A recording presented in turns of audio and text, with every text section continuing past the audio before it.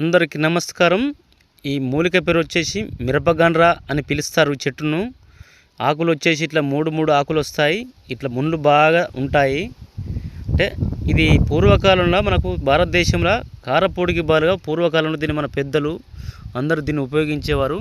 దీని యొక్క కాయలు వచ్చేసి ఈ విధంగా ఎర్రగా ఇట్లా వస్తాయి. ఇట్లా అయితే కారం అనేది ఇది కూడా ఆకులు మనం నమిలినట్టయితే తింటుంటే ఇవి కూడా కారంగానే ఉంటాయి.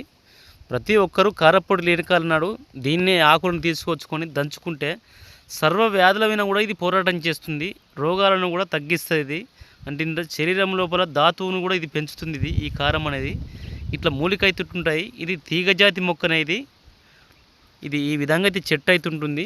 గమనించుకొని దీని యొక్క విధి విధానాలతోటి ఇప్పటికి కూడా దీన్ని కారపొడికి బదులుగా దీన్ని ఉపయోగించుకోవచ్చు ఎవరైనా. ఇది ఫారెస్ట్లలో బాగా దొరుకుతుంది. 3 ఆకులు వస్తాయి. ఇట్లా మొత్తం ముళ్ళతోటి ఉంటుంది.